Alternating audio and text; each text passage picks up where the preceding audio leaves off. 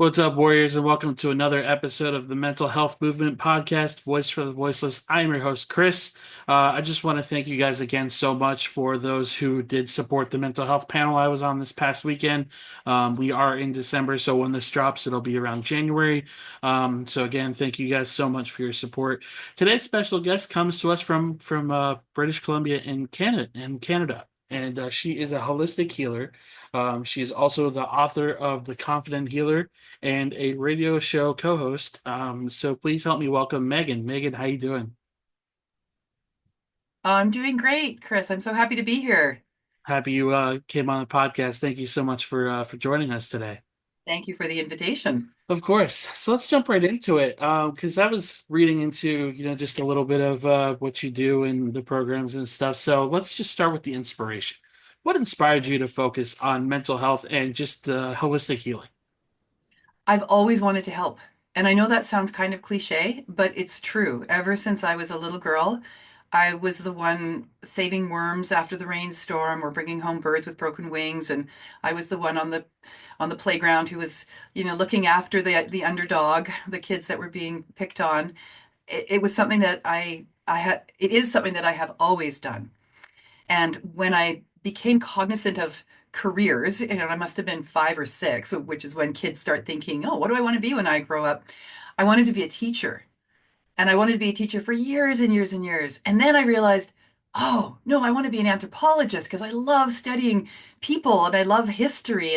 And no, wait a minute, I want to be an archaeologist. Wait, I want to be a geologist. And when I got to university, I started in anthropology. No, archaeology? No, anthropology. I started in anthropology, first year anthropology. And I realized about 2 weeks in that my way of thinking about the world and history and where we've come from and evolution and the longevity of the human species and our vitality was not going to land very well with the professor of my program. Because when he said to the class, and when humans came across the Bering Strait, and I put my hand up and said, yeah, but sir, that's just a theory. I've got some other ideas. There was this ice age makes it hard to cross. Anyway, yeah, he didn't answer my questions after that. But at the time, I was also in a program, this amazing program called The History of the Western Civilization, which is, a huge topic. And we spent the whole year going through the key points of Western civilization's history from a very male-oriented, very patriarchal, very traditional, Western education viewpoint. But there were a few women who were a part of that program in the year that I was there. There was Queen Elizabeth the First, because you can't talk about Western history without talking about that incredible queen. I mean, love her or don't, but she was on the throne for 60 years and she was quite an amazing person. So you can't talk about Western history without talking about at least one queen. And I think we got into maybe two or three. I think we studied Catherine the Great and one other. And then we were looking at some of the really strong feminist voices from the early 19th century and 20th century, including Mary Daly, who's quite a radical feminist in her time. And that got me thinking down a line that I've always thought of, which is that women have been far more predominant in human history than our Western history allows us to know about. We've been written out of the history books. Our achievements have been written out of the history books. The empires that we have, that we have run over the decades, over the years, over the millennia, people don't know about it. And so my focus changed from I want to study humans as an anthropologist to I want to understand what makes men and women work and tick and why do we have these contentious relationships and where is that narrative coming from? And when I got into women's studies, I then also I took an advanced major in social work because by that point I knew that what I really wanted to do was to be a therapist or a counselor for survivors of sexual assault, mostly women survivors of sexual assault. And to that end, I went into social work and I did a lot of studying around sexuality and sexual dynamics and men and women and violence and all of that. And I worked on a crisis line for a year. And then I realized I am not ready to do this work. Right. That's a Right? lot. Yeah. A lot. I'm 21. I'm not ready. Who am I to help to tell another woman how to heal and call herself a survivor when I haven't even done any of my own work Hmm. around my own traumas in that department. So I took a step back and then in that stepping back from that line of work, I finished my women's studies degree and I went on to do a geology degree because why not, right? Um, but I knew that I needed to do my own work, and part of that work was the spiritual, bringing in the spiritual, bringing in the energetic, understanding that there's more to us than what we present right in front of us. There's more to us than Absolutely.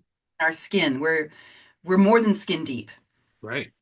And that knowing of that, that knowledge, that understanding of that was so foundational for my own healing work that I was doing on myself and for myself, Hmm. that I began to understand that I was onto something, and that the way that I was doing my healing work, my personal healing work, I could translate that into helping others when I was ready to do so. You So know, it it's yeah. sorry, go ahead. I didn't mean to cut you off. No, it's all good. It's all good. You go ahead. Um, I was just gonna say, it's interesting that you had the foresight enough to take a step back when you wanted to start helping people, because I feel most people that are in this field, well, not most people, I would probably say a handful of people that are in this community don't know exactly what to expect until they're volunteering for the crisis line. They are trying to volunteer in the harbor, which is, like a psych ward for juveniles down here. Um, there's so much that goes into it. And, like you said, we're more than just skin deep. There's so much more than what we're presenting right now.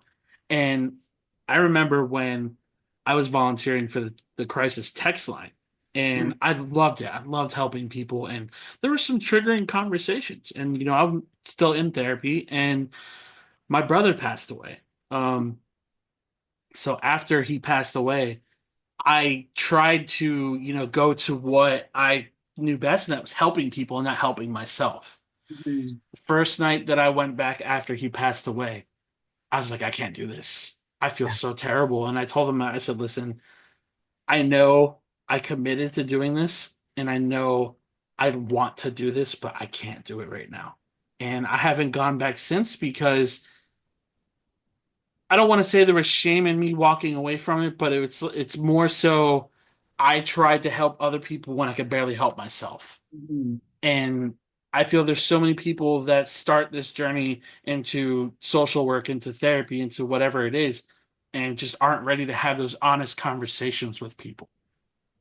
Absolutely, absolutely. And as I adulted, as I grew up and started to really see what the world around me from with different eyes, I could see how important it is as somebody looking for a counselor, looking for a therapist, asking for help, that the person you're working with is a fit for you.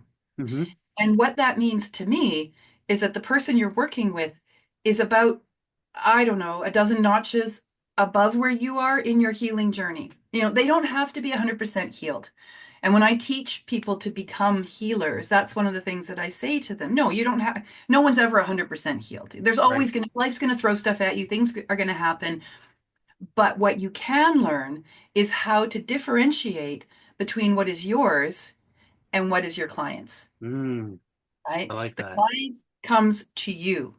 You hold the space for the client. The client is not there to help you with your therapy, right? And so when you learn to recognize when you're triggered by something your client has said, you can then do the step back and say, right, something's showing up here for me. This is mine. I'm not bringing it into the relationship. I'm going to do my work with it. And if it feels like it's too much, then I will be transparent with my client and say, someone else needs to step in to take you to the next place where you need to go next because I don't have that. It's not in my bandwidth or it's not in my wheelhouse or I don't have the training, whatever. Absolutely. there's a saying that's written over or used to be written over the frame at Delphi. Are you familiar with the Oracle of Delphi? Mm-mm. Ancient Greek oracle. The oracle was a woman, and she would sit on a stool above the fumes and the gases that were coming up from a volcanic vent. And in breathing in those fumes, it was believed that she would go into a slightly altered state that would allow her to find guidance and solutions to the questions that people came to her with. Oh, wow. And above it, it says, know thyself. Mm-hmm. And then where I augmented that was healer, heal thyself. Mm-hmm. So if you want to be a healer, if you want to help people in this arena, you have to have done some of your own healing work already. 100%. Because you cannot 100%. show up as the wounded healer and be Right. effective to help somebody else on that journey. And a Right. lot of people, it's unfortunate, but a lot of people do get into the healing arts and the helping arts because they have those wounds Mm-hmm. that they're hoping will get Brush it fixed. off. Right. Yeah, brush it Yeah. off. Yeah. Excuse me. So Um, that self-care piece is so important in yeah. this work. I completely agree. And it kind of reminds me of a conversation I had with a young lady. Her name was Nikki Valentine, and she does a lot of mental health work, and she does like getaways for couples and helps them with all that. And one of the biggest parts of our conversation was, people don't like to look at mental health advocates or therapists or, whatever title you want to put as normal people. They they think it's your job 24/7, that you can't have opinions, that you can't be hurt, that you can't this and you can't that. Mhm. And it's hard to remind people, I'm like, hey, your therapist is a person too. That's right. And when they need to take a step back, and those clients might take that personally, Yeah. uh, and don't fully understand, like, yes, they're your therapist or they're your counselor, but that's not them 24/7. They go through stuff just like you do. And I feel that's a really important dynamic to have with your therapist is that open conversation like, hey, I just need to take a little step back. I'm overloaded. And Mhm. that's totally okay to admit stuff like that. But like you said, the wounded healer, if you're in a state of crisis and you're still trying to help people, you got to take that step back and do that work for yourself. Absolutely. And in fact, that was a recent experience of mine, if I can share. Yeah, please. Over the last 5 years, we've all been through incredible trauma. Hmm. And for myself personally, I was already at a point of being burnt out. I kind of knew that already. I was doing a lot. I was running courses and workshops and certifications and seeing clients and writing books and doing all kinds of things and my radio show and all of that. And I was starting to feel that burnout. And then my father passed away. He died. We had to take him off life support. It was a really, really deeply traumatizing experience I'm to so sorry for your loss. thank you, thank you. I appreciate that. I do. The whole process of being there with him and advocating for him within the medical establishment and at the hospital and in the ICU and bringing in my essential oils and bringing in my music and bringing in the things that I know how to do and that before he went and was intubated, he was so grateful for that. He said to me, Megan, this needs to be in all the hospitals. If only, if only we could bring this into all the hospitals. Wouldn't that be amazing? Holding his hand when we took him off of life support and watching his life ebb away was incredibly devastating and Yeah. also at the same time incredibly beautiful. I felt so honored to be a part of that. As much as I didn't want him to die, and he didn't have to die, but he did. Um, it's that feeling of the sacredness of life and death. And after he died, a week or two after he died, and I'm looking after my daughters who are devastated. I'm looking. This was their first big loss in their lives. Trying to deal with my own heart. I had a client come in and she said something about, I don't even remember what it was, something about her dad or something about that. And I realized I'm going to burst into tears. Oh my God, I'm going to start crying. I'm going to start bawling in front of my client because here I am trying to go back to work and look after other people when, like yourself, I wasn't ready to do that, you know? And fortunately, this was a longtime client and a friend, and she knew what was going on, so it was okay. And I got it back together. But then I started thinking, I think I may need to take a break. But then, the world imploded and my daughters were home and not at school and all that was going on. And I had a whole healers community of people that I trained and looked after and was kind of, was like the leader of the pack. So Mhm. people were looking to me for assurances while all of this was unfolding in 2020. And then we lost another person and then we lost another person. And again, these deaths were very um, impactful, and I was Yeah. there holding their hands each time. And then I realized I was in a session and my client was going on about whatever she was going on about. And I don't mean to be dismissive when I say that, but No, I not want at all. I want the audience to understand where I had gotten myself to. Mhm. I didn't care. Yeah. Disconnected. I was so disconnected, and I'm listening to her and I'm thinking, you know what to do. Come on, you know what to pull up your big girl panties. We've talked about this, enough already. Get up, get better, go. I love it. Excuse me. And of course, I didn't say that to Right, her. right, right. But in that same way that when I was 19 and 20 and I realized, oh, I've been way over my head, I knew, okay, I have to put the brakes on. I have to Right. stop looking after everybody else. And so I did. I took a hiatus of almost 2 years. And I took myself off Facebook, on Instagram. I stopped seeing clients and I let people know, I'm stepping back and I don't know when I'll be back. I just need this time to grieve these series of losses and look after my girls and look after myself. And I was still, I never sit still. So, I mean, I was still doing things, but I wasn't doing them in the way that I had been doing them. Right. And I trusted that I would know when it was time to step back into it because I would feel that pull back to being of service to Yeah. others. And that's where I am now. I'm in this coming back into revamped the website and re-engaged with Facebook and put out a couple of newsletters. I'm seeing clients again and I'm coming on these beautiful podcasts and meeting these amazing people and just letting people know that you can heal, Yeah.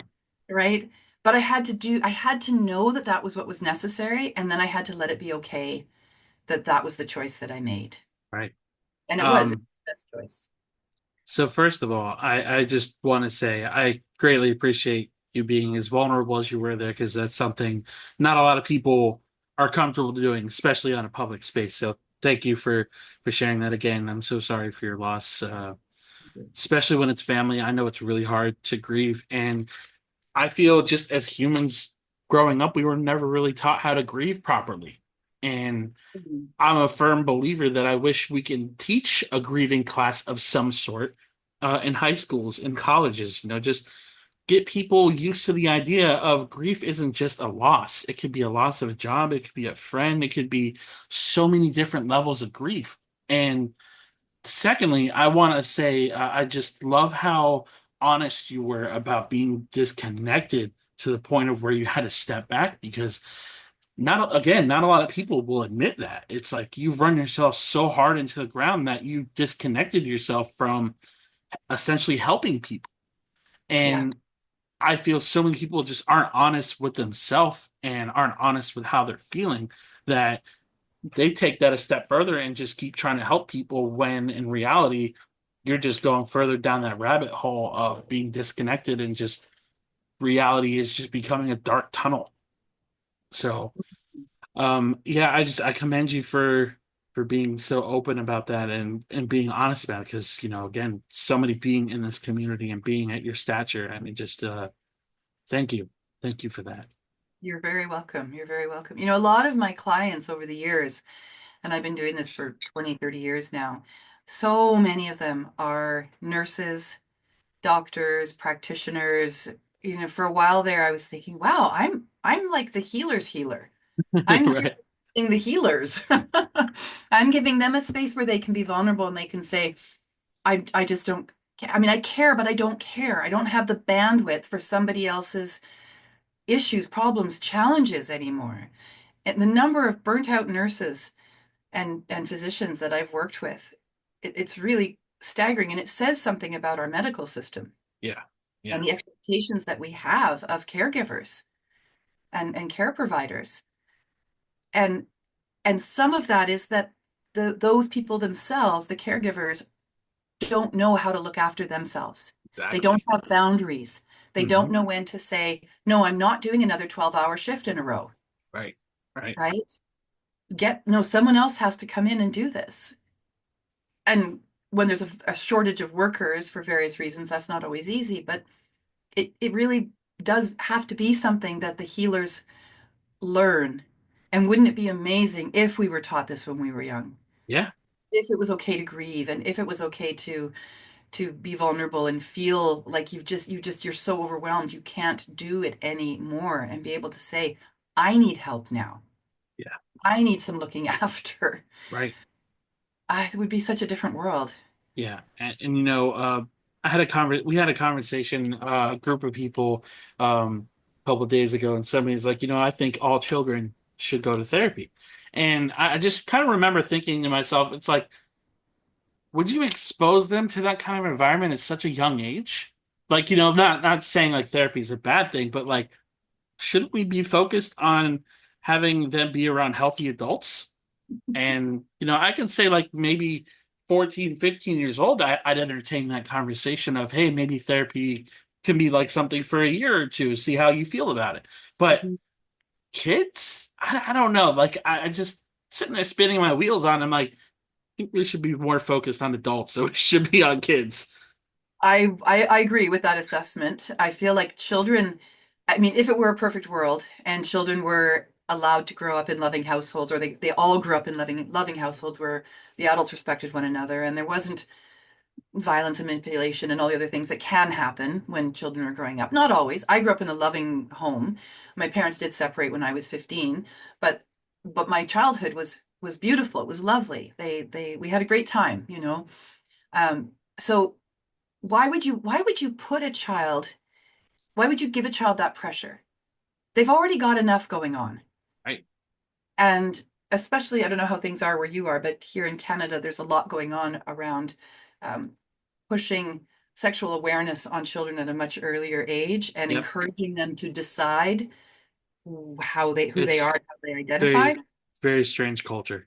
It is a very strange culture and it's a very unhealthy culture because you're not letting the child thrive as a child. You're Agreed. taking adult concepts that they Hmm. don't have the capacity to understand yet because they haven't grown up, and you're putting it on these beautiful little angels. Why are you why? Yeah. Yeah. And also therapy should be voluntary. Agreed. That's really important. No one should be made to go into therapy because that's not going to be effective. Yeah. If it's not a voluntary, I'm asking for help and I'm ready and willing to have that help, it's not going to be effective. It's just not. We know this. Agreed. Um, my first exposure to therapy was when I was 14, was after my first attempt. And it was with a woman who specialized in gambling addiction. So this is around 2006, 2007, where the world wasn't really attuned to mental Mhm. health.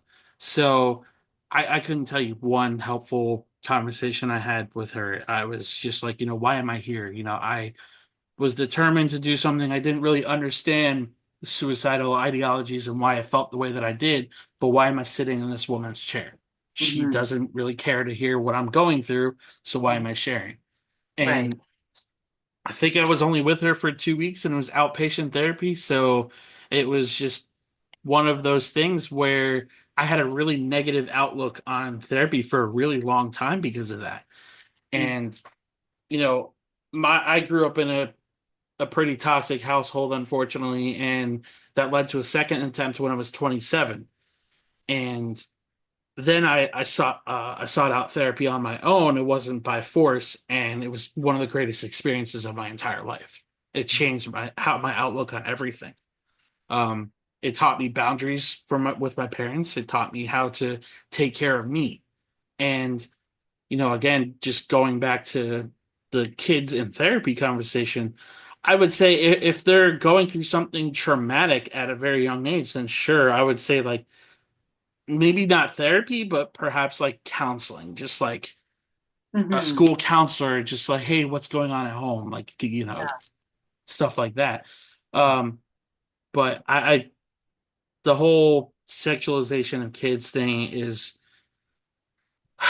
it's super weird because you read articles that where it's like, oh, a 6-year-old, identifies as this, and it's like 6 years old. What? What?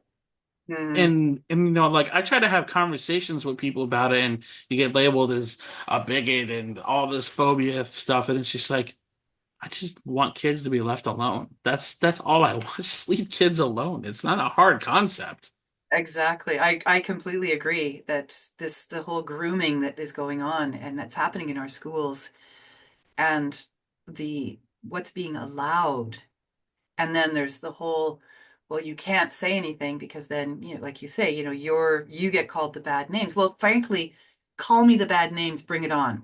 Because what I'm hoping I can do is invite someone into some critical thinking. Right. That's something we don't really have much in our schools anymore. We're not taught critical thinking. We're not taught debate. It's black or white. It's this or that. It's you and them. It's incredibly divisive. Mm-hmm.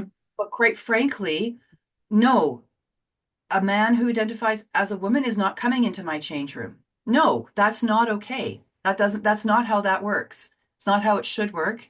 My space needs to feel safe. And I'm going to question it. Yeah. I'm Yeah. going to question all of it. Mm-hmm. And I'm fortunate to be surrounded by a lot of like-minded people in my world. So we have a lot of these conversations. But at the same time, I watch my daughters and they're this generation. They're in their late teens, early 20s. They've grown up with this. And I know that they're smart enough that they can see that this person looks, acts, sounds, talks, is one gender, one sex, male or female, not, but there's a lot of pressure Yeah. for them to be correct. Mm-hmm. And that becomes a balancing act. Yep. And my hope is that as this generation ages, as they come into their 20s and 30s, that some of this will heal and they'll be able to look back on it and go, oh, that's what that was. Oh Right. dear. You know? And the thing that breaks my heart is when you hear these adults that are, like in their early 20s when they were pressured to transition when they were kids, and they just talk about how depressed they are and wish they didn't do it.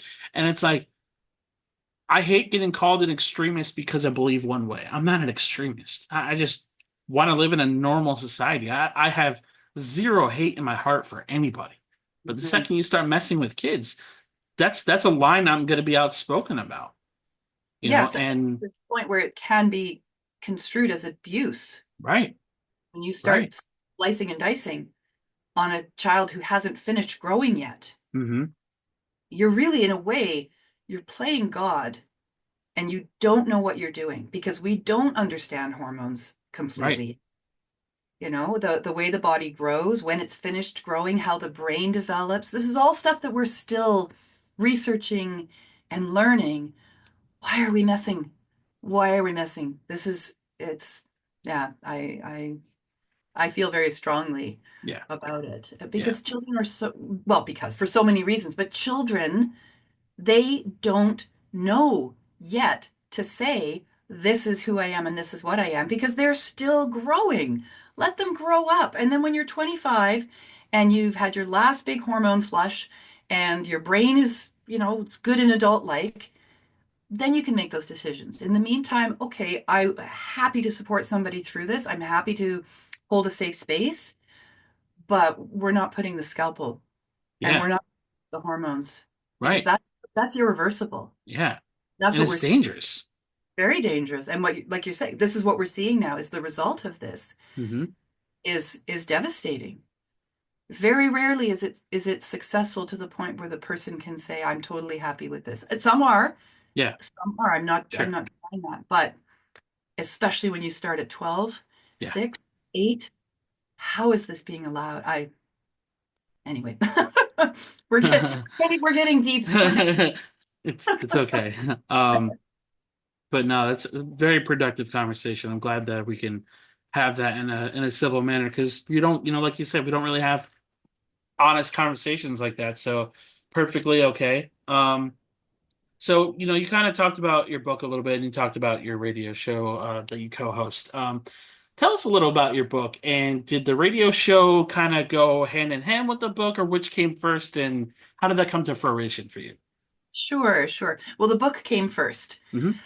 The book, well, it's actually a whole box set. Can I show it to you? Yeah, So, please. so it comes in this beautiful box, and inside the box you get the guidebook. And the guidebook, I share my story. I mean, talk about being vulnerable. Oh my God, that was terrifying. This is the story of my recognizing that something wasn't right in my marriage to my children's father, and then the whole process of moving out of that relationship with as much integrity and authenticity as I could muster, Right. um, because of all the people involved, including my little girls, my little daughters, and not wanting to hurt anyone. Sure. And so I do share some of that story in here because I want the reader and the person who's working with the oracle cards to understand the significance of these hearts. It's called the heart's journey because it was my heart's journey, but also because when I said to the universe, just show me a sign, just show me something that when I see it, I'll know I'm following my heart above all other voices. And boy, does the universe have a great sense of humor. And it started showing me all of these amazing, amazing hearts. And so when you go through the book, you get a full picture of the oracle card, and then you get, oh, that's one here, and then you get more in depth about what the card means. And then I also teach people in the book how to work with oracle cards. What are oracle cards, right? What is it? Well, it's a meditation tool. It's a guidance tool. It's a piece of paper with pretty pictures and words on it. At the end of the day, that's what it is. But the magic is when you pull that exact card and you read that message and it's the exact thing you needed to hear that day and it just lights up your heart and it reminds you that you're not alone, Yeah. right? I mean, we go through really challenging times, we can often get to that place of nobody knows what I'm going through, the worst ever, I'm all alone, and of course you're not, but it feels Right. like that sometimes, right? Absolutely. So, as part of the healing work, a lot of people like to journal. And so then you get a journal in the box set as well, with lots of space to write. And this is all my photography of these amazing heart shapes that I started to see all over the place. You get a bookmark, so you can mark where you are in the book. And then you get the cards. You get a deck of Ooh. few full color cards. And I'll show those to you in a second. And then you get a little pen. So you have this whole toolkit, everything you need to focus in on your heart and what your heart needs and what your heart wants. Have you ever heard of heart math? I don't Heart think so. Okay, well, heart math is an approach to understanding the frequency of our hearts. Hmm. And I mean, this is a very, very basic explanation of it, but the ways in which opening connecting with our heart health at an emotional, energetic, and physical level Hmm. is so intrinsic to our whole health, right? Our holistic health. If our heart is hurt, it will be hard to move forward in the world. If we're Right. carrying pain, we can feel it. When we talk about a heartbreak, if you've ever had that heartbreak, you know what that feels like. It hurts, physically hurts your heart, right? And heart attacks and heart issues at the physical level are a manifestation of that unresolved grief and that unresolved pain. Hmm. So the focus for me was on these amazing hearts. And then all these photos that I found. So this is a heart cloud, Ooh. right? Right. And it's called Heart Thoughts. And the message that's on the back, and these are all messages that I wrote, and they're all coming from my own experiences. This one says, "You have no control over love. It has its own life force, coming and going as it pleases. Let yourself float above your preconceived ideas of what love should be and simply be in love." I love that. I love that. And so you can take that message into your day. You can share it with a friend. You can, I don't know, post it on Facebook. You can do these things with it, these amazing healing things with it. And then you can also take it a little bit deeper. And I'll go into the book quickly. Do we have time? Can I Yeah. read Yeah. this? Okay, cool.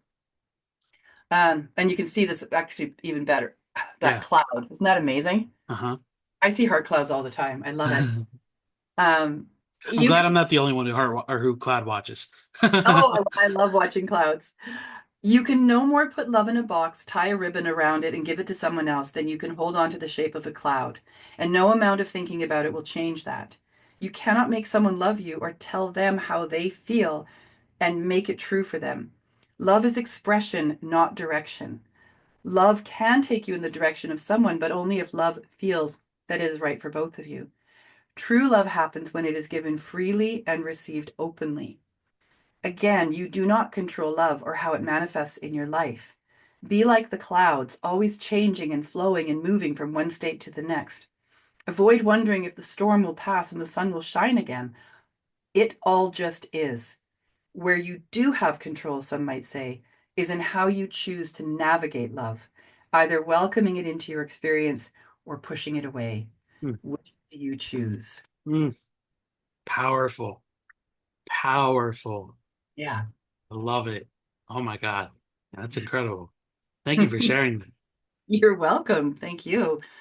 Excuse me.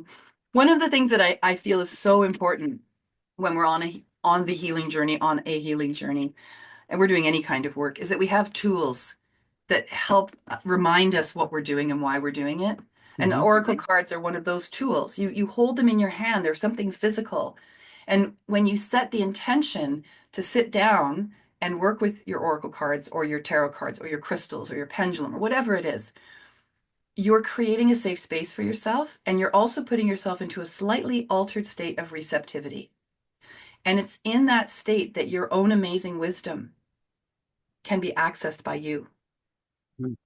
I believe that absolutely everything, every solution to every challenge, every issue, every situation you will ever find yourself in, you already have created a solution for it.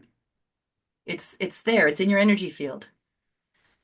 And that's such an to me that's such an amazing idea, because what I feel from that is I feel empowered to be able to make wise choices for myself when I can stop and get quiet and listen and remember and realize and feel in my body what it is I need to do and then do it. And I feel people underestimate that quietness that we can have within ourselves. That I always say, it's best not to react off of your emotions right away. And obviously, it's not always a possibility in every situation. But when you're on the phone with somebody, when you're having an argument that you could feel, and you de-escalate that, you de-escalate yourself before anything else. Take a step back and deep breath, and then respond. Don't react with this, react with this, because sometimes this will overpower everything. And I feel common sense responses are not so common anymore. It's more everything's emotionally led, and it's not a bad thing. I everything that I do on this platform and in the group that I have is through my heart, but a lot of what I say comes from up here, from all the healing that I've done and all the experiences that I've had. Yes, they hurt, but they don't hurt me anymore. And I feel that is one of the most powerful things, is when you can be in tune with yourself to the point of nothing can hurt you, you're untouchable. Mm, And, like I said, that peace within ourself is just completely not talked about nearly enough. And uh, yeah. every word that you said there, I just resonated with me heavy. Oh, good. Good. I'm glad. It's interesting. Something you just said there stood out for me. You said something about um, when you no longer feel pain, Hmm. you are When nothing untouchable. can hurt you. When Yeah, nothing can hurt you, you are untouchable. I think it's important to recognize and acknowledge, though, that it is okay when something hurts you. absolutely. Feel your feelings. Feel your feelings. Don't fall into them as much as you can. When I have a pity party, I usually only let it last about 15 minutes, and then I Yep. pull up my big girl panties and say, right, enough of that already.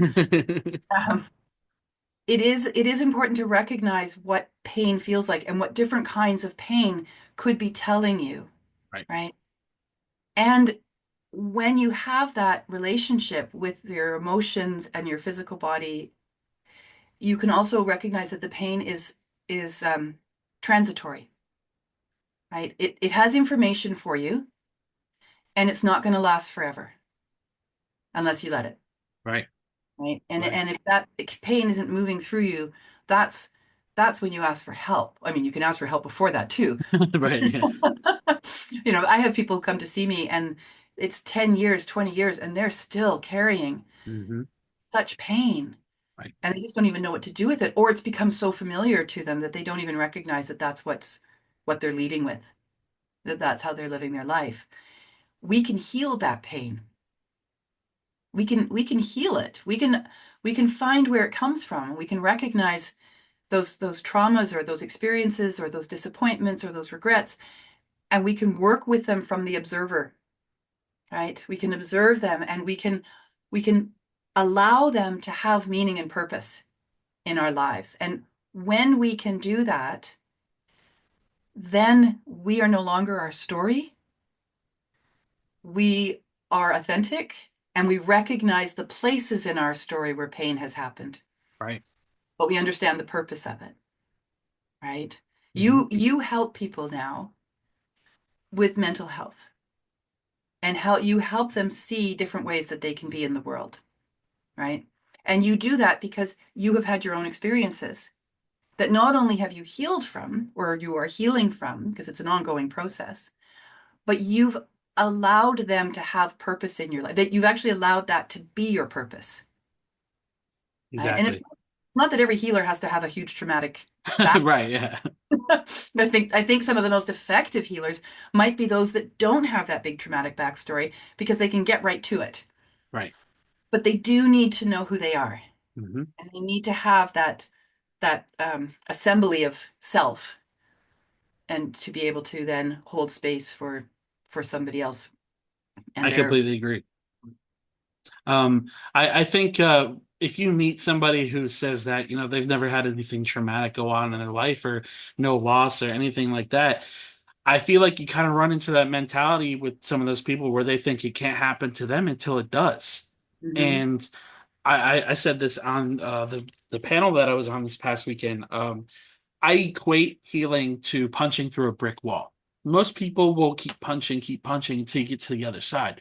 Most people that are starting that journey, though, will take one or two swings and, ow, my hands hurt. I don't want to do this anymore. And then they're going back to the routine. They're going back to the bottle. They're going back to substance or whatever it is that they feel comfort in. Mhm. Um, I feel that when you're willing to do the work, that you realize you can just walk around that wall. You don't have to punch through that wall. Right.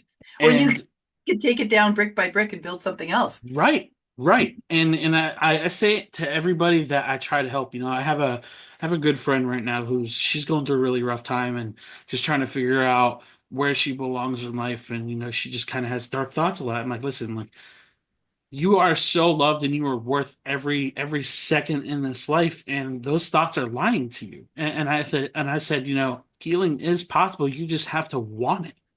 You have to do the work. And a lot of people don't want to hear that. A lot of people don't want to hear, oh, this is work. I don't want to do this shit. This is too much, and it's the reality of the situation with my mom.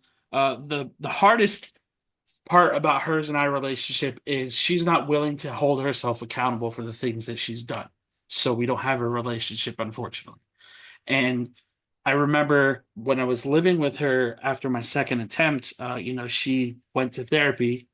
She's a manipulator, unfortunately, and a heavy narcissist. And she said that she went to therapy. She came home after her supposed therapy session, and she said, "My therapist told me to tell you guys to stop bringing up my past, stop doing this, and stop doing that." And my first thought is like, I don't think a therapist would just tell you to say that to your family. It's a little weird, but okay, sure, your therapist said that. Then Mhm. when I experienced therapy myself, I'm like, she didn't go to therapy. She Yeah. didn't. She didn't go to therapy. No way. But I So digress. well, but it is true that there is a psychology around illness, Hmm. whether it's mental illness or physical illness, injury, disease, whatever it is. It can become a person's identity. And if, as they were growing up, they didn't learn healthy habits or healthy ways of getting the attention that as children they need, they learned to manipulate the situation. They learned that if they were sick, they got attention. I mean, that was my case with my father, who loved me Hmm. dearly, but hugging him was like hugging a tree. Well, actually, not even a tree, hugging a lamppost. Like he just was a really stiff guy. But when I was sick, he leapt into action. He was Superman, and he'd check my tonsils, and he'd check my glands, and he'd get the cough syrup, and so I learned very early on, unconsciously. I mean, I'm a child. I don't know this, but I learned that when I was unwell, my father would pay that kind of attention to me, Hmm. right? And he wasn't trying to withhold his love or anything. He didn't know. He was unconscious of this pattern, as well. So I had to undo that learning. And I had to decide that I was willing and I wanted to take responsibility for my health and my wellness. It's my job. It's no one else's job. It's my job to look after myself, Right. right? And I want to do that so that I can be there for my daughters, and I can be there for my husband, and I can be there for my clients and my dog and my friends. That's why I want to be healthy. So I'm not prepared to blame anyone else anymore for my not being well. And that's for me, when I'm working with clients and students, that's a really important piece that we get to eventually. We don't start the first day with that, but we eventually get to, there's a self-responsibility piece to healing. You have to be an active participant in your healing. And you also need to decide, what does it look like to be healed for you? What does it feel like to be healed for you? Because it's different for everybody. And that tendency to stay comfortable in our uncomfortableness is one that can be really challenging to tease out for people, Right. and somebody will say, well, look, I've got cancer. You think I want cancer? You think I did this to myself? No, no, that's not what I'm saying. But it's showing up for a reason. And you Hmm. can decide, are you going to be your cancer diagnosis, or are you going to be someone who currently has cancer and you're doing everything you can to be as healthy as you can so the cancer doesn't need to be there anymore? Right. Yeah, I love that. I feel like there's so many people that, like you said, that make their diagnosis their personality. And it's like everything they say wrong to you, every nasty comment, every remark they make, oh, well, it's because I have this. It's because I have this. I'm like, okay, like I understand that you have this, but do you have to talk to me that way? Do you have to treat me that way? And it's interesting when you call out those things because Hmm. there's a certain way that you have to. As you know, the language is super important when it comes to mental illness.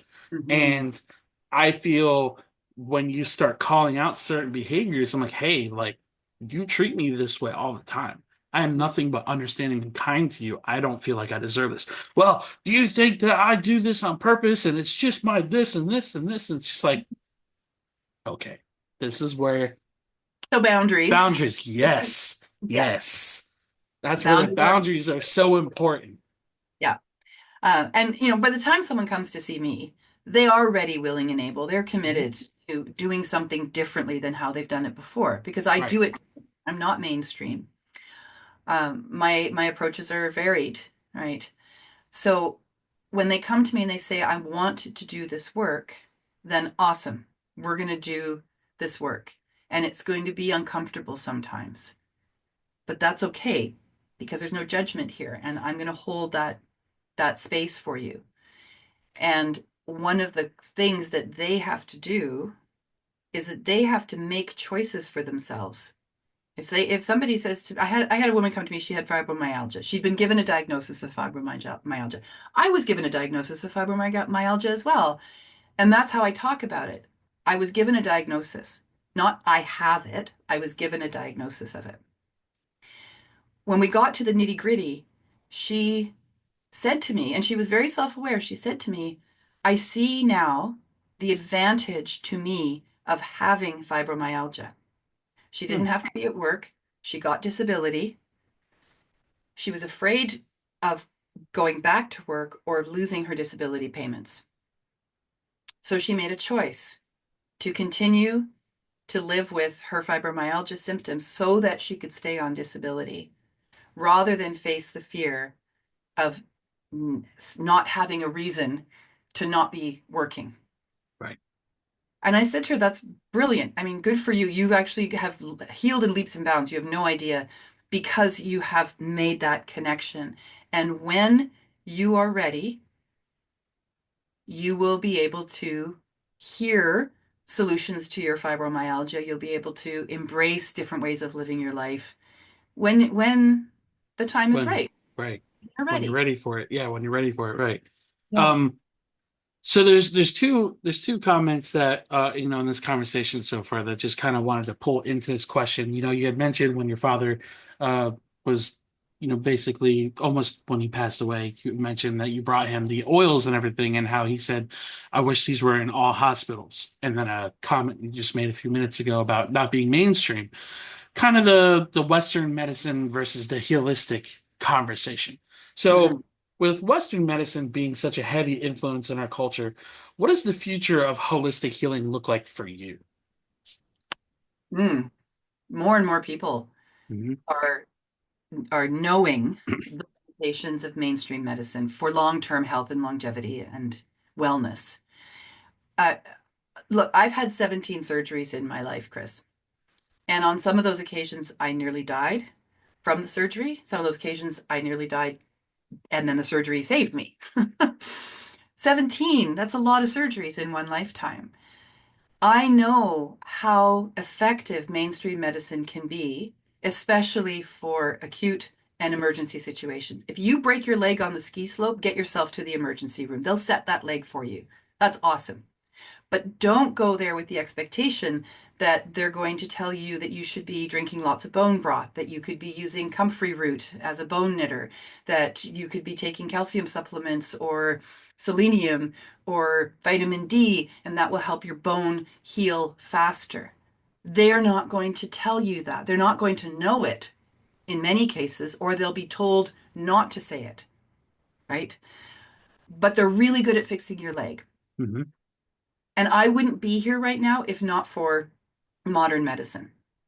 Both of my deliveries, but my daughters, both of the births of my daughters, any other time period, and I wouldn't be here, right? So I have great respect. And for the people who go into mainstream medicine, they're going in with an intention to make a difference, unless they're going in to become a specialist and make lots of money. That's fine too, whatever. But the point is they generally go in because they want to help people. But then when they do their training and their education and they get 4 hours of nutrition and that's it. And there's no conversation about food as medicine, lifestyle as medicine, nature as medicine, alternatives to synthetic pharmaceuticals. That's where we have a real problem. That's where that medical system is letting us down. Right. What I love to see right now, what I'm seeing right now, is that there are mainstream medical doctors who themselves are sick and tired of the way that they're being told to look after their patients. And so we're getting this fusion between herbalists and more natural medicines and food as medicine, functional medicine, right?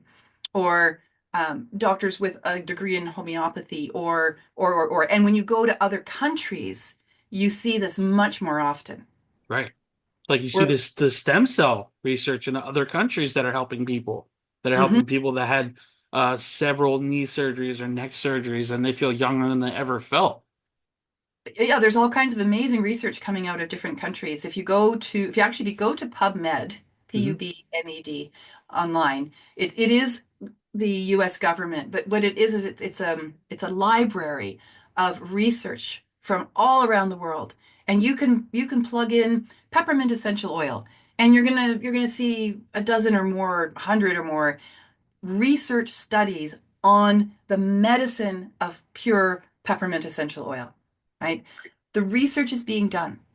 We know that these things are effective and that they treat the body and the mind differently than an antidepressant or an antipsychotic does.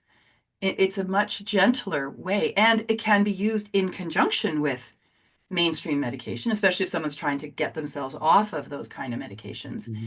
You can use the natural medications at the same time and then wean off of the pharmaceuticals and move into the more natural. You don't do it by yourself. You do it with somebody who knows what they're Sure. Right. doing. Right. Just have to say that. But so I'm hopeful. I'm really hopeful. I mean, I'm generally a positive person, in case you hadn't noticed. And um, what I want to bring forward to people is that, okay, yes, there's all the doom and gloom out there. And yes, our medical system is falling to pieces and big pharma is making billions and trillions. But big pharma is also being taken to court for millions and trillions. Hmm. Damages that their medications and their injections are doing to people. And across the world, this is happening. Right. So I feel like we're at a precipice. I feel that people are waking up very quickly to the reality of their own health, to Hmm. the health crises that we have in North America, more so in the States than up in Canada, but we still have ours here too. Right. Um, we look at all of that, and a lot of people are now looking and thinking, well, why? Like, where is this coming from? Where are these higher incidents of turbo cancers coming from? What happened 4 years ago that might be a contributing factor to this? Right? And more, originally mainstream doctors and physicians and nurses and psychiatrists and psychologists are are experiencing the push from their colleges and their associations to toe the pharmaceutical line, Hmm. and they're not seeing the results that they want for their patients. Right. And so they're looking around them and they're seeing other ways and they're educating themselves about food as nutrition and herbs and seaweed and I don't know, fill in the blank, all that good Right. stuff. And so you're getting, I hope, in my hopefulness, you're getting more mainstream doctors who are saying this isn't working and we want it to be better because Right. that's where those changes are going to happen. Yeah, because I remember growing up, oxycodone was a really big one that a lot of people were on, and now it's fentanyl, and it's continuously getting worse. And there's a comment that you said of everybody waking up. I'm not a political person at all. I don't like talking about it, but we saw this past November of all the people that are fed up. All the people are tired of hearing, oh, well, if you do this, then all of this is going to happen. The whole world's going to shut down. And it's just like, are you just saying that because you don't, you know what I mean? I hate the party system. I think it's ridiculous. I think both sides can be wrong. Nobody's ready for that conversation. But um, one of the guys under his cabinet is RFK Jr. Yes. And I'm a really big follower into what he's wanting to do. Do Mhm. I think he's going to get it done in 4 years? I don't think so. Just because, like you said, big pharma is a big factor in everything. All our food, everything we drink, everything we're inhaling right now Mhm. is unhealthy for us in some sense. Yeah. And every holistic healer that I have had on this podcast that I've had this conversation about, it's like, oh, I don't want to touch the Western medicine conversation because it's like we got to tiptoe around that. And I think out of every answer I've heard, yours is the most honest because we are starting to wake up. We are starting to see a lot of people fed up because for decades among decades, doctors were just taught how to treat symptoms and not the causes of anything. Yeah. And now we're finally getting to the root of all these problems. And oh, well, you're having all these health issues because you're weight. You're having all these health issues because of XYZ instead of just, oh, well, you're having pains here. Here's some pain medication. Hmm. When I tore my shoulder, one of the options that I had was physical therapy. I ruled that out because I couldn't move my arm and it hurt too much. Hmm. And another option was a prescription. And I told him, I said, dude, I do not want to take medication. I Yeah. said, that is off the table completely. Um, After I got the surgery done, he told me, he's like, you're lucky you got the surgery. It looked like somebody put the muscle in the blender. I'm like, oh, really? I told you I couldn't move my arm. It's almost like I know my body. Almost. And when they prescribed me Percocet, I Mm. remember taking one very first time I've ever taken pain medication. Worst feeling I've ever had in my entire life was taking that medication. I said, I'd rather feel this shoulder pain again than take pain medication because it just makes you feel so lousy. And Hmm. it's like that temporary high that everybody lives for when you're addicted to it. And then when you come down off of it, all that pain's right there. It's just, we are starting to see a culture change. And I agree. it's great to see because we're seeing so many people both in the States and around the world that are just like, hey, like this is not okay. We're not living in a healthy society right now. That's exactly it. And the people's voices and the people's choices that are going to make the difference. And one Right. of the that I in those 2 or 3 years when I wasn't engaging Hmm. in my one-on-one practice anymore, my personal practice or teaching, I was developing a line of healing products made with wild crafting from plants in the forest, plants in the fields, seaweeds on the ocean. I live on the ocean, so I'm able to, get right down to the ocean and get seaweeds.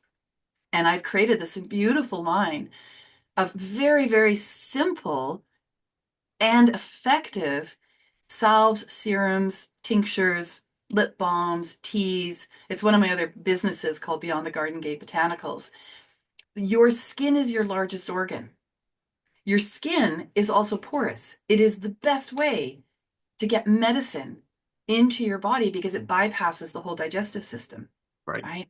You put essential oils, you put pure medical grade essential oils on the bottom of your feet and in your belly button, and they are in your bloodstream within seconds, going to where they need to go in the body Right. without harming anything else in the body.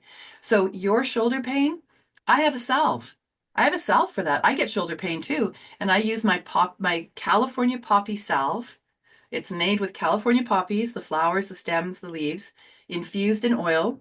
So the healing analgesic properties of the poppy gets pulled out into the oil, and then it's blended with beeswax, and you have a beautiful topical healing salve that doesn't just mask the nerve pain on the surface, but actually penetrates and helps with the healing of the tissue, the ligaments, the cells, the all of it. Comfrey root is another one, very, very powerful. For centuries and centuries and centuries, people have been using comfrey root salves and poultices to help heal broken bones, torn ligaments, torn tendons. It's amazing for that because it penetrates in and it helps the cells to heal faster. Hmm. So we know this, we have this information, and we have the research to back it up when we need to be able to say to somebody, no, no, this is not just woohoo, and this is not just witchcraft, and Right. this is not just grandma's chicken soup. It's very good for you, by the way. Um, this has the backing of research if people need to have that. And there's nothing wrong with that. I love research. I do it all the time Yeah. because I want to be able to understand what it is that I'm, creating Hmm. for people. So for me, like ultimately, healing is in itself a holistic experience. You cannot only heal the symptom. You cannot only heal the physical part of the body. If your toe is the problem, you probably should be talking to your shoulder, right? Right. We've specialized so many things in our world, in our medical world. We've compartmentalized the body so that the elbow expert never talks to the toe expert. With a holistic approach to healing, we're looking at lifestyle. We're looking at the mind and the mental state of the mind, and where are the thoughts and what's happening and where's that coming from? And then how is that showing up in the body? Right. What are the physical ailments telling us about what's happening at the emotional level? Hmm. It's a many-tiered approach to healing, and that's why I can say confidently that many of my clients have achieved permanent and deep healing, where their story is no longer a trigger, where they are not their disease, right? Where they are themselves, they are doing them, and everything that they've experienced in their life up until this very moment all has meaning and reason. Right. It's not defining them, Yeah. and I that's a love, whole different way of being. I love that. Um, Earlier on in a conversation, you had mentioned like the importance of, just like walking in nature, being in tune with your surroundings.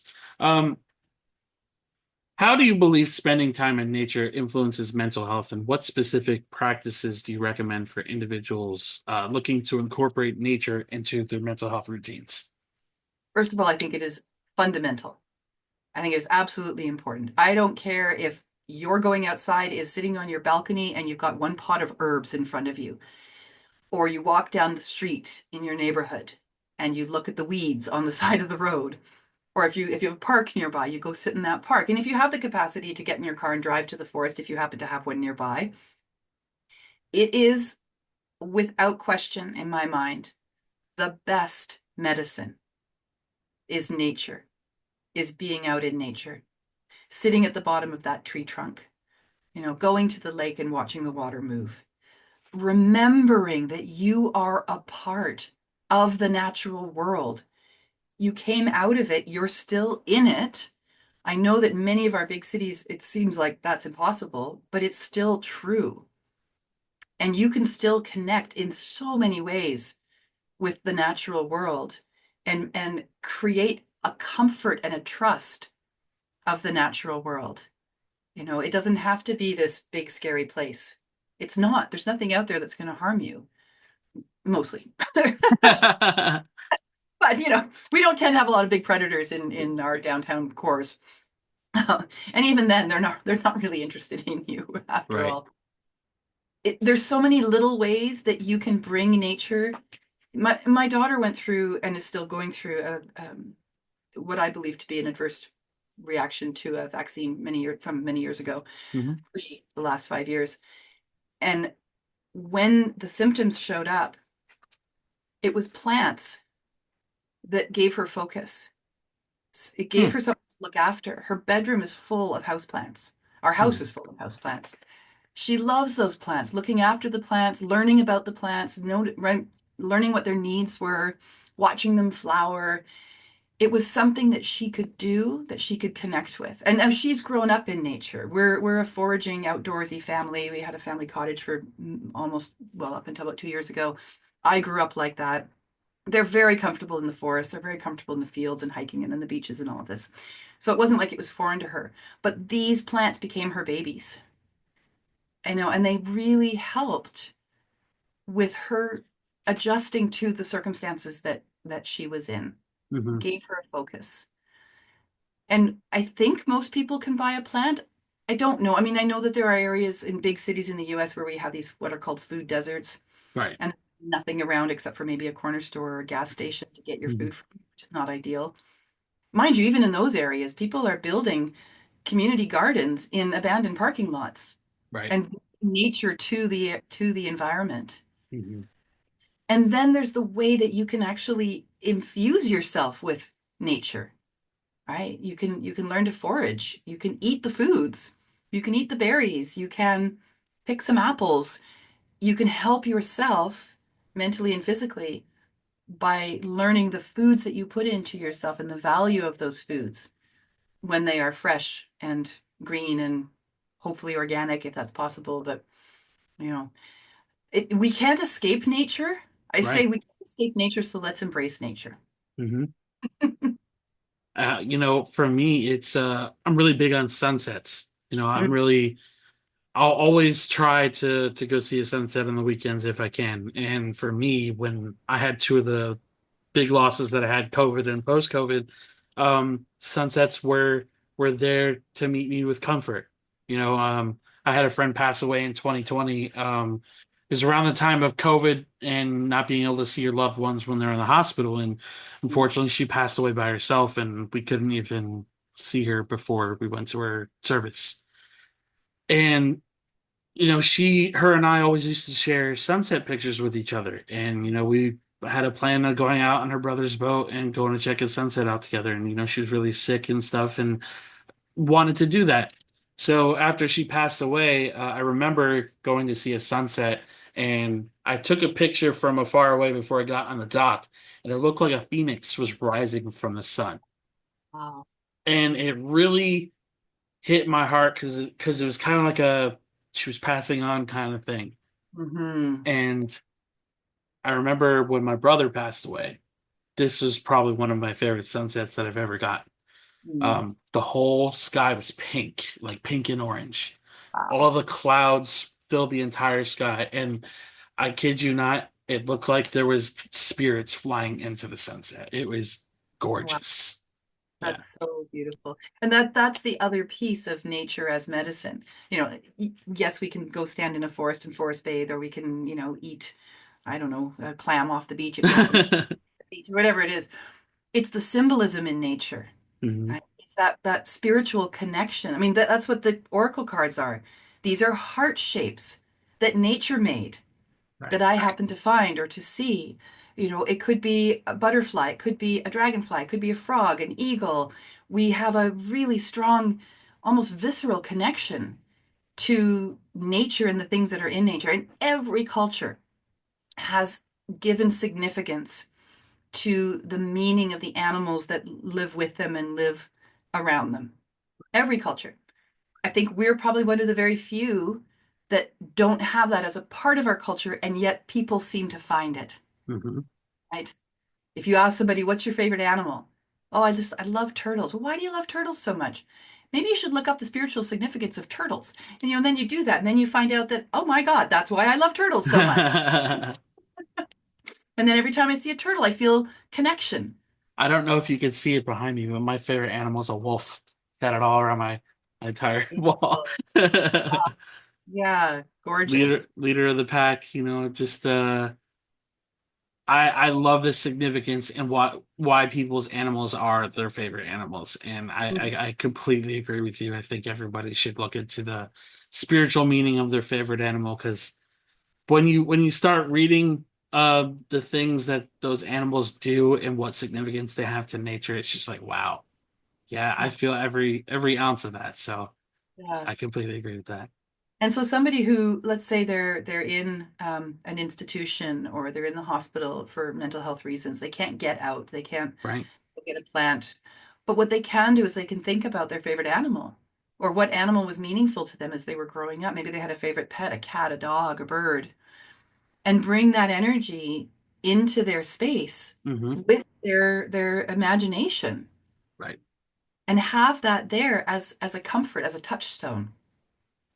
And I've worked with people with their animals, and really, it's quite phenomenal the significance and symbolism, and then what that means to the person, and how knowing that can change so much for them. Right. Right. Yeah. So I like to ask all my guests this question simply because every answer I've gotten has been quite incredible, and I have no doubts that you're gonna have a great answer. So, um, Hey, no pressure. no pressure, no pressure. Um, if you could change one thing in the mental health community, what would it be? Oh, that is a good question. What would I change? Wow, I think I know what I would change. I would change the labeling of people. It's not dissimilar from what we do physically, where Hmm. we compartmentalize physical things. We do the same with mental health. We compartmentalize experience and behavior. And then, in an effort to understand it, we label it. Well, you are this. You are bipolar. Um, you have ADHD. You're psychotic. You're this. You're that. The other thing. Those labels are very damaging. I agree. I know we need to have a language to understand what's happening in the mind. I feel like we could develop a much more supportive way of looking at again, like looking at the whole person as opposed to just you are this. And I've got clients who they have been diagnosed as bipolar. Once they have that diagnosis, the system doesn't go any further with them. Here's your diagnosis, here's your meds. That's not who that person is.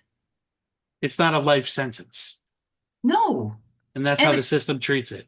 that's how the system treats it. And the system says, and now this is your life. You're going to be on this medication for the rest of your life, and there's nothing we can do about it. You're just your diagnosis. Hmm. That's hopeless. Right. How about here's how you operate? Here's what your behavior is telling me about the way that you see the world. Let's look at that. And I know that that's simplistic, and I know that there are cases where, because of toxicity and other reasons and potentially brain damage. I've worked with brain damage people before. Damage is such a horrible word. People with Right. brain injury, whatever you want to call Brain injury. it. Excuse me. Yeah. Um, and so I know it's not black and white. It's not simple. It's complicated. Brain Hmm. is complex, but I think we do a huge disservice by sticking a label on someone and then not being willing to remove that label should things change. Right. Right. I, I remember I Completely had this agree. conversation with my psychology professor in high school. We were talking about being an alcoholic. My mother was an alcoholic, and he was telling us somebody's ideas about alcoholism, that once you are an alcoholic, you are always an alcoholic. You could not touch a drink for 20 or 30 years, but you are still an alcoholic. And I said, hang on a second. If somebody has done the work and they have healed that need and that requirement, are they still an alcoholic? Is that still a label they have to carry? Or could we find another word to describe that next stage of their evolution, of their healing, of their well-being? And recovering alcoholic is not it, because that's the Right. same thing. You're Right. basically It's just saying, putting another fancy word in front of it. right, right. And that person carries that stigma with them. Hmm. That adds another layer to mental unwellness. Right. So for me, what I if I could change it, and it will change over the, the decades, the coming decades, but it would be to take away some of those labels Hmm. and see the person holistically. Yeah, I completely agree with that. I think self-diagnosing is another really dangerous thing that happens far too often in this community where growing up, I don't remember there being so many cases of autism. I don't remember so many people having ADHD and ADD and all these other POVs of the HTV. You know what I mean? Like not to not to make light of anybody's situation what they're struggling with, but Yeah. I just feel like there has been, a kid happens to be hyper, 12 years old, he's a hyper kid. Oh, well, he's got ADHD because he's hyper? Hmm. You know what I mean? And it's just like the labeling thing I have always had a problem with because like you said, I feel like it kind of people carry that for the rest of their life. Hmm. And the recovering alcoholic, I love that you pointed that one out because I never thought of it that way. Because they still carry around that title, even though, oh well, I'm 40 years sober. I'm a recovering alcoholic for 40 years. You're not an alcoholic anymore, bro. Like, You're what? recovered. Right. Yeah. And it's just like I completely agree with that. And I wish there was some way that we could get away from heavy labeling people because it's for so many, I feel like they look at it like a life sentence, like I said before. So, And also potentially for some people, an excuse to not have to correct their behavior. Like right. we were talking about earlier. It's kind of like license to misbehave. Well, I get Right. it's my this, Yeah, yeah. can't help myself. Well, You uh, can. You just won't. look at that. Let's look at that. In some cases, that could be true. You may Sure. not control, but let's find ways that you can. Right. Right. Right? Yeah. Um, so at the end of every podcast, I like to read a quote based on mental health or just the subject at hand. Before we get to that, where can all our listeners find you? Well, they can find me in all the usual haunts. They can find me on Facebook at Megan Edge and Megan Edge Healing. And they can also find me at Beyond the Garden Gate Botanicals on Facebook and similarly on Instagram. And I'm on LinkedIn as well under Megan Edge Healing. And then I have an amazing YouTube channel. Well, I think it's amazing. Lots and lots of resources on my YouTube channel, workshops that I've done, talks that I've given, the radio show, all the episodes, all 50 episodes are there.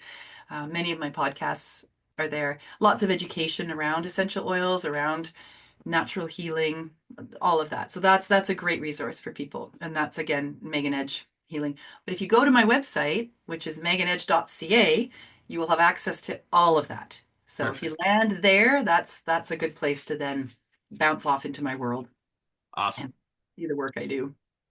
Before I read mine, do you have any closing words for the listeners? I want No to remind pressure. No, no, no pressure. I've loved our conversation. Me I too. really love your energy, Chris, and I love Thank what you're you. doing in the world and the space that you're holding. And I want to remind everybody, I want to remind each person listening that their intrinsic self is absolutely brilliant, wise beyond measure. And like you said, Chris, any of those negative thoughts or dark thoughts, those aren't true. They're not true unless you let them be true for you. And they're usually someone else's voice, right? So you don't have to make them true. If you can remember your own brilliance and the core of your being and however that shows up for you, you can remember that even in the darkest moments, you're going to be okay. It might take some time, but you are going to be okay because the I world love it. died. I love it. Thank you so much for sharing that. You're welcome. So today's quote comes from Audrey Kitching, and it reads, "Forgive yourself for not knowing better at the time. Forgive yourself for giving away your power. Forgive yourself for past behaviors. Forgive yourself for the survival patterns and traits you picked up while enduring trauma. Forgive yourself for being who you needed to be." Mm, powerful. And for me, I think that quote really stands out to me because we look in the mirror every morning when we're getting ready for work, when we're getting ready for the day, and we're our own worst enemy, or Mhm. we can be our own best friend. Yep. And those daily affirmations, and I know a lot of people, when you hear daily affirmations, it's like, oh, daily affirmations don't work. I have an app for that and it doesn't do anything for me. Okay, I challenge everybody to do this. Start every morning by looking in the mirror and say, today's going to be a good day. I love you. That's it. You start saying that enough, you're going to start believing that enough. And you're going to start hearing that inner monologue of positive thoughts and positive vibes. And healing is possible, guys. I tell you this every time. Healing is possible. Yep. So, for all my listeners, thank you guys so very much for your support. Megan, thank you so much for coming on the podcast. You're a wonderful guest, and I look forward to hopefully collaborating with you again someday soon. Um, and as always, guys, be gentle with yourselves. And until next time, much love.